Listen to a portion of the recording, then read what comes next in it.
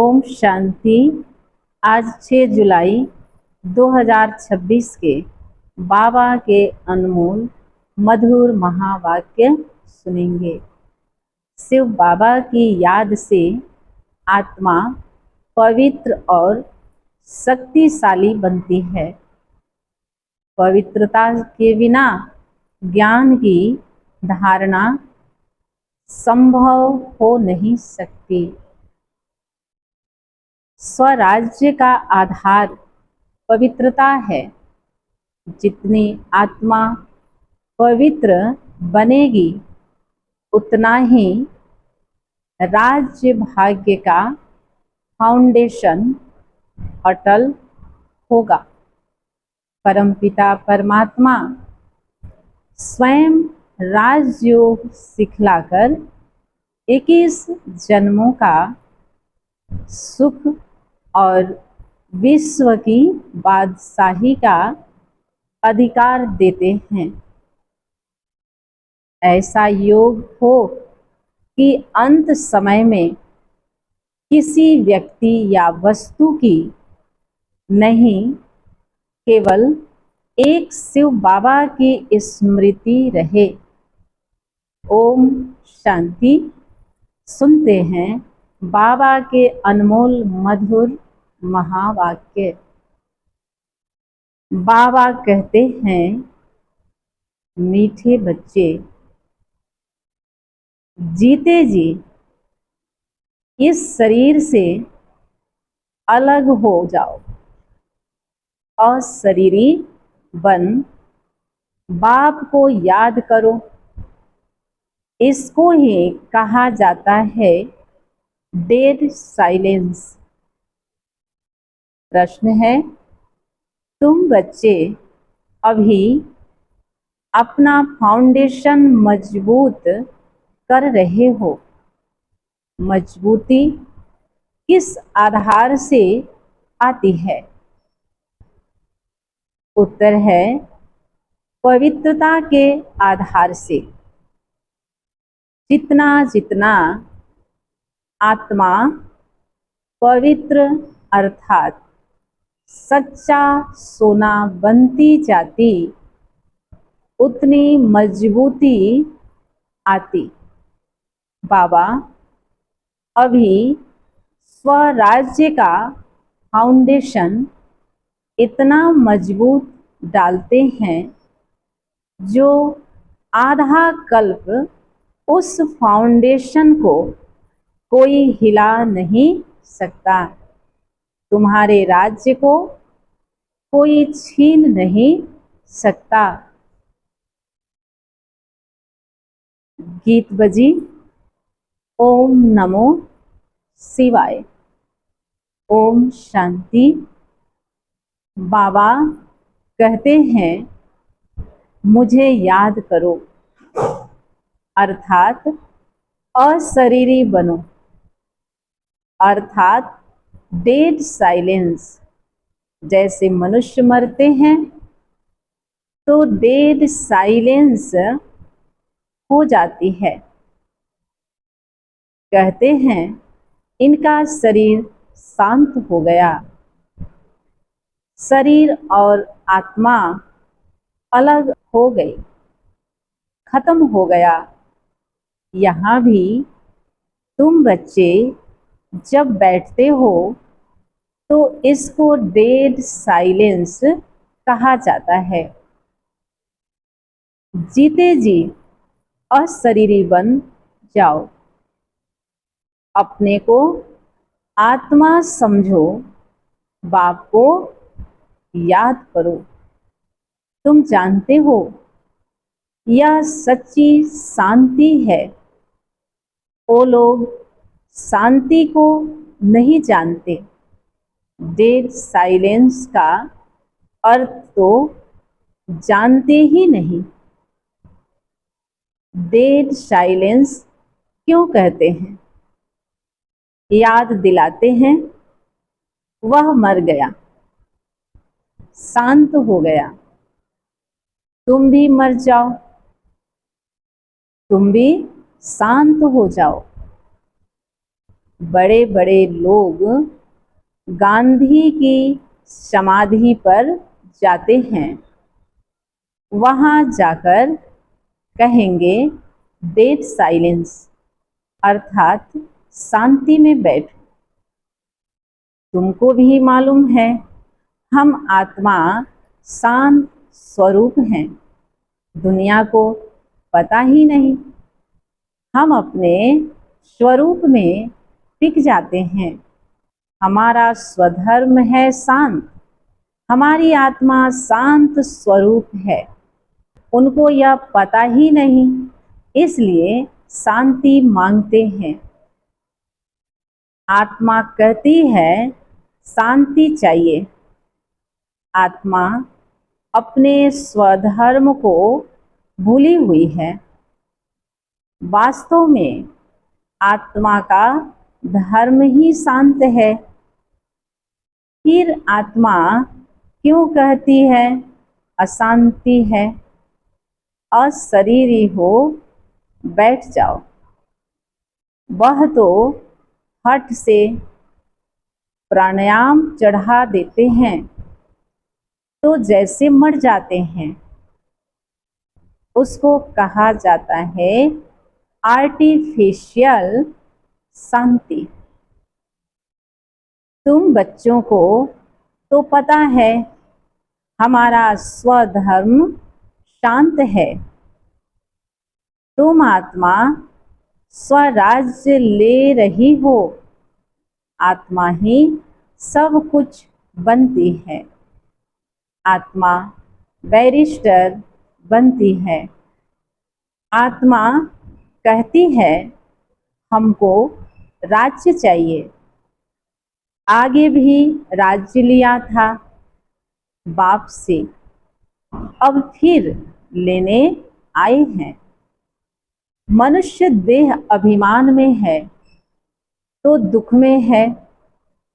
अभी तुम समझते हो कि हम आत्मा हैं, अपने परम पिता परमात्मा से स्वराज्य लेने आए हैं। तुम आत्मा को राजाई चाहिए। इस समय आत्मा स्वराज्य मांगती है बेहद के बाप से। श्री कृष्ण को तो स्वराज्य था, फिर गुम हो गया। अब बाप आकर तुम आत्माओं को राज्य देते हैं। इसको राजयोग कहा जाता है।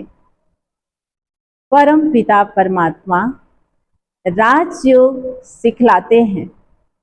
मनुष्य देह अभिमानी होने के कारण कहते हैं मैं फलाना हूँ, मैं देह को ही समझ लेते हैं। वास्तव में मैं आत्मा करती है। आत्मा कहती है मैं यह चीज उठाता हूँ। फीमेल कहेगी मैं उठाती हूँ। वास्तव में आत्मा तो मेल है। मैं आत्मा बाप का बच्चा हूँ। आत्मा कहती है बाबा हम आपसे स्वराज्य ले रहे हैं। आत्मा को स्वराज्य देते हैं परमात्मा। भक्ति और ज्ञान में देखो कितना फर्क है। शिव का मंदिर भी होता है। सबसे जास्ती घंटे भी शिव के मंदिर में बजते हैं। उनको जगाते हैं। जगाते तो सबको हैं। सवेरे सवेरे बैंड बाजे बजते हैं। यहाँ बाप बच्चों को जगाकर देवता बनाते हैं। घंटे आदि बजाने की कोई बात नहीं। बाप कहते हैं तुमको स्वराज्य चाहिए तो पहले पवित्र बनो। एम ऑब्जेक्ट बुद्धि में रहती है। स्टूडेंट कहेंगे हम यह मैट्रिक पास करेंगे, फिर यह करेंगे। सन्यासी चाहेंगे हमको शांति मिले। एक कहानी भी है ना, रानी के गले में हार पड़ा था, ढूंढती थी बाहर, तो वह भी शांति को बाहर ढूंढते हैं, परंतु आत्मा तो स्वयं शांत स्वरूप है। आत्मा अपने स्वधर्म को भूल अपने को शरीर समझ बैठी है। बाप फिर स्मृति दिलाते हैं कि तुम आत्मा हो। तुम आत्मा ने 84 जन्म भोगे हैं। यह बातें दूसरा कोई समझा न सके। बाप कहते हैं तुम अपने जन्मों को नहीं जानते हो, मैं बताता हूँ। तुम हो ब्रह्मा कुमार कुमारियां। बाप ने समझाया है सिवाय पवित्रता के ज्ञान की धारणा हो नहीं सकती। कहते हैं ना, शेरनी के दूध के लिए सोने का बर्तन चाहिए, तो इसमें भी सोने का बर्तन चाहिए। आत्मा बाप को याद करने से सोना बन जाती है। बाप भी सच्चा सोना है। आत्मा बाप को याद करती है तो ज्ञान आ जाता है। तुम सच्चा सोना पवित्र थे। यह ज्ञान का असर किसको होता नहीं। बाप कहते हैं मैं तुम आत्मा को स्वराज्य देता हूँ। यह स्वराज्य मिलेगा तब जब पुरानी सृष्टि का अंत और नई सृष्टि की आदि होगी। मनुष्यों को हद की राजाई है, बेहद की राजाई मनुष्यों को कभी मिलती नहीं। विश्व का मालिक बन न सके, तुम बनते हो बाप द्वारा। भगवान बाप को ही तुम्हारे 84 जन्मों का मालूम है। देवताएं अपने जन्मों को जान नहीं सकते। अगर जान जाए तो दुखी हो जाए। क्या सीढ़ी उतरते जाएंगे, राजाई का सुख ही गुम हो जाए। यहाँ तुमको पता है, जानते हैं कि हम आत्मा हैं। इसमें संशय की बात नहीं। एक दो से सुनकर वृद्धि होती जाती है। यह देवी धर्म का झाड़ स्थापन हो रहा है। तुम समझ सकते हो, यह हमारे ब्राह्मण कुल का आया हुआ है। इसने पूरी भक्ति की है, फिर बाप से वर्षा लेने आया है। ज्ञान पूरा होता है, फिर भक्ति शुरू होती है। यह किसको पता ही नहीं है। मकान भी नया और पुराना होता है ना। कच्चे मकानों की आयु जरूर कम होगी। आजकल मकान बहुत पक्के बनाते हैं। भल अर्थक्वेक आदि हो तो भी मकान गिरे नहीं, नुकसान न हो, बहुत मजबूत बनाते हैं। फाउंडेशन जास्ती पक्का बनाते हैं। अब फाउंडेशन पड़ रहा है स्वराज्य का। आत्मा को 21 जन्म के लिए राज्य मिलता है। यहाँ की राजाई तो कुछ है नहीं। आज राजाई है, कल किसी ने चढ़ाई की, खलास। फाउंडेशन कोई का है नहीं। मनुष्य का भी फाउंडेशन नहीं। आज है, कल मर जाए। अभी तुम्हारा फाउंडेशन बाबा पक्का डाल देते हैं। जो 21 जन्म तुम राज्य भाग्य पाते हो, तुम्हारी राजाई का पक्का फाउंडेशन पड़ता है। तुमको कोई भी धरती का तूफान हिला न सके। गीता में भी कहते हैं, बाबा हमको स्वराज्य देते हैं, जिसको कोई ले न सके, गिरा न सके। ऐसी बादशाही देते हैं जो जरा भी दुख की बात नहीं रहती। आत्मा को कितनी खुशी होनी चाहिए। निश्चय तो है ना? निश्चय नहीं है तो वो स्वर्ग में चलने के लायक नहीं। इतने ढेर ब्रह्मा कुमार कुमारियां वृद्धि को पाते रहते हैं।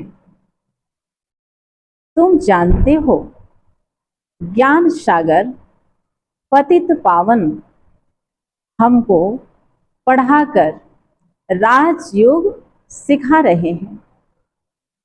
वह फिर कह देते हैं, श्री कृष्ण ने सिखाया। यह कैसे समझे? शिव बाबा ने मनुष्य तन में आकर सिखाया।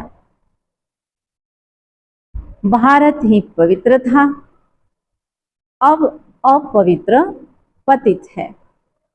देवताओं के आगे जाकर उन्हों की महिमा गाते हैं। शिव के आगे कभी ऐसा नहीं गाएंगे। तुम सर्वगुण संपन्न, 16 कला संपूर्ण हो। शिव की महिमा अलग है। वह ज्ञान का सागर, पतित पावन, सर्व का सद्गति करने वाला, सर्व की झोली भरने वाला भोलानाथ।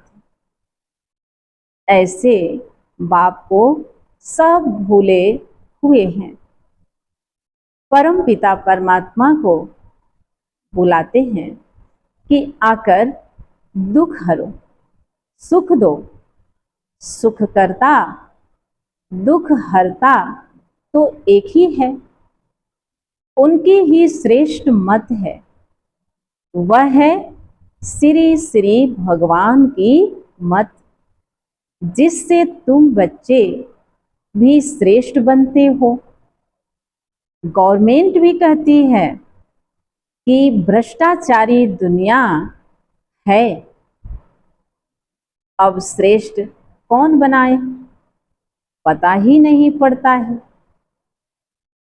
समझते हैं साधु लोग बनाएंगे, परंतु वह तो श्रेष्ठ बना नहीं सकते। यह तो बाप का ही काम है ना। पहले एक राजा के हुक्म पर चलते थे। सतयुग में तुमको वजीर आदि कोई भी नहीं है।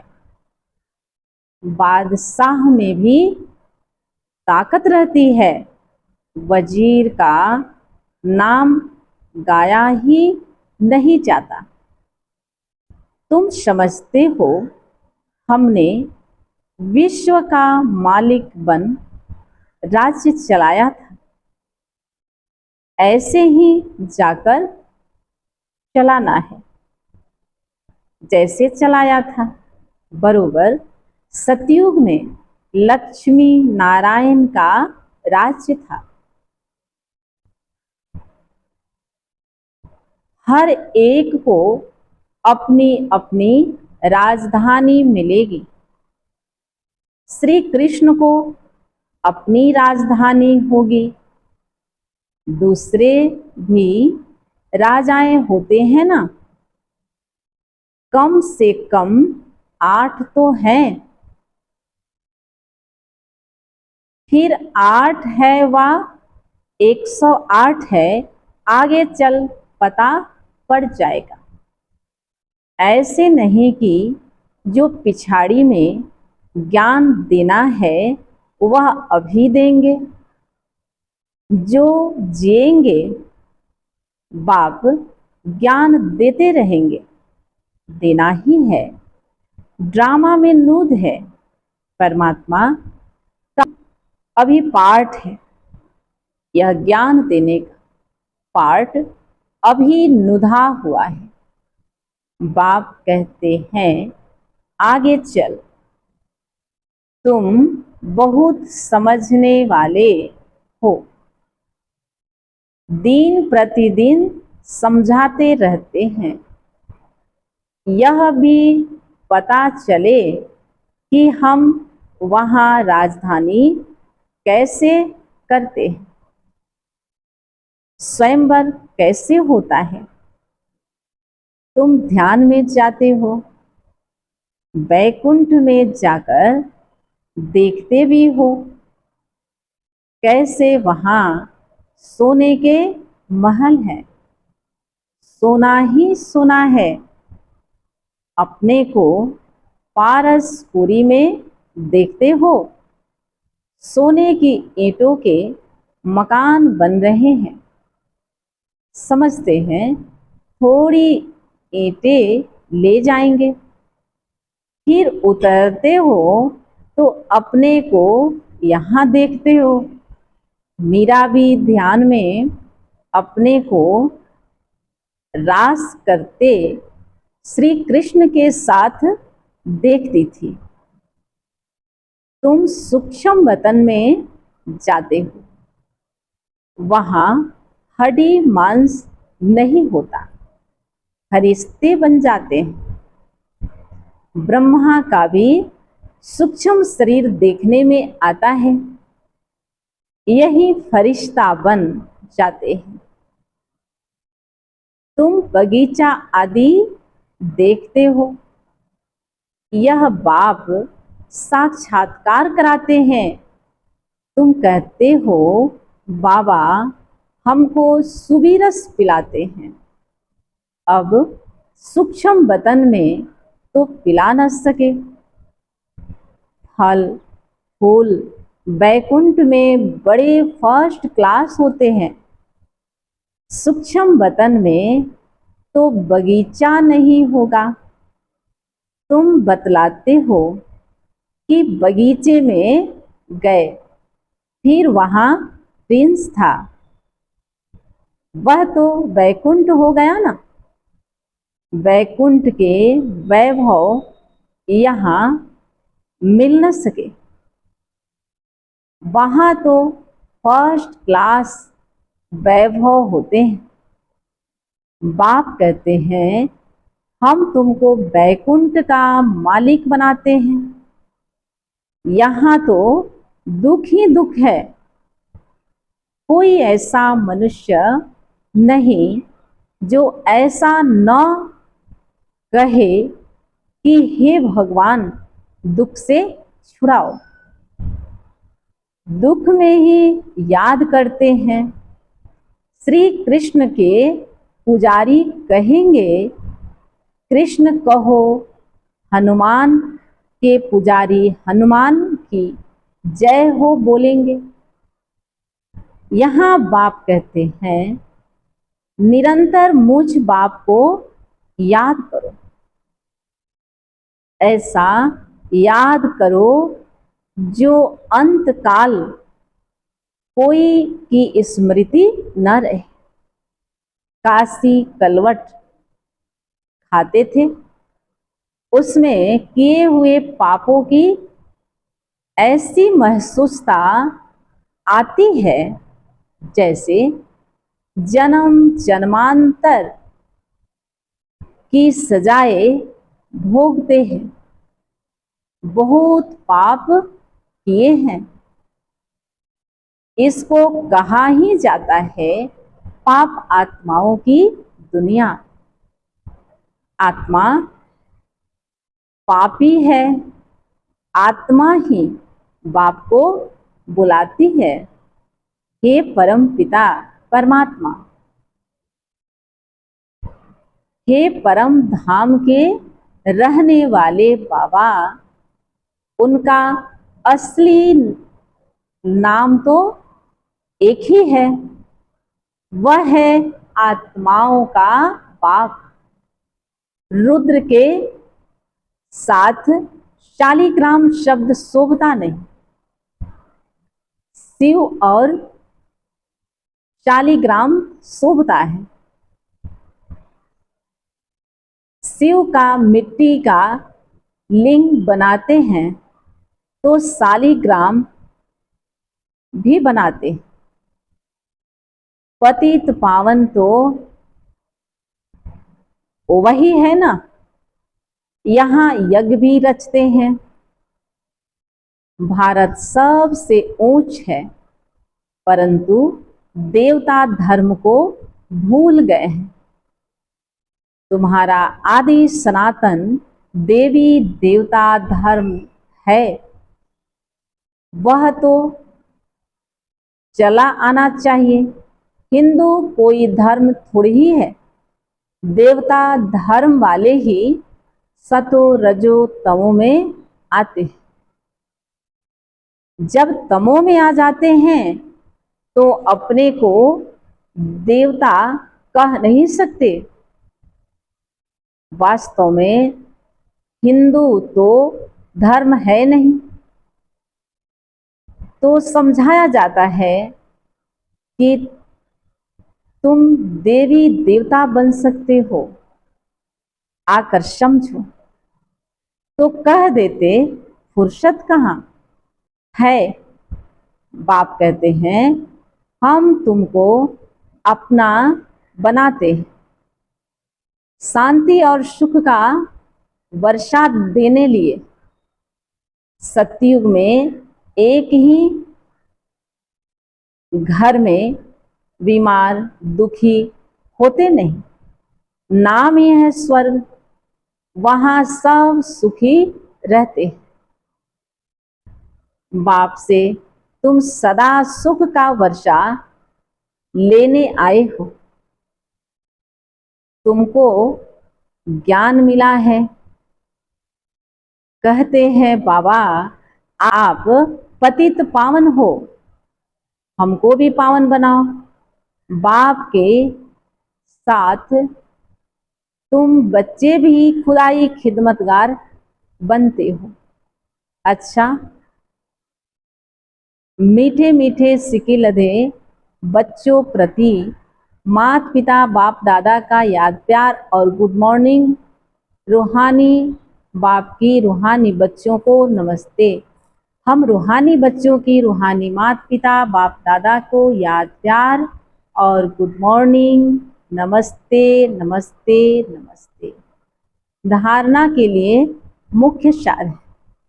पहली पॉइंट है स्वराज्य लेने के लिए पवित्रता का फाउंडेशन अभी से मजबूत करना है।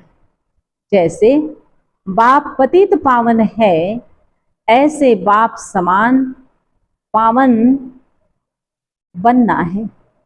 दूसरी पॉइंट है, अपने शांत स्वधर्म में स्थित रहना है। जितना हो सके देह अभिमान छोड़ देही अभिमानी रहना है। डेड साइलेंस अर्थात अशरीरी रहने का अभ्यास करना है। वरदान, अन्य आत्माओं की सेवा के साथ साथ स्वयं की भी सेवा करने वाले सफलता मूर्त भव। सेवा में सफलता मूर्त बनना है तो दूसरों की सर्विस के साथ साथ अपनी भी सर्विस करो।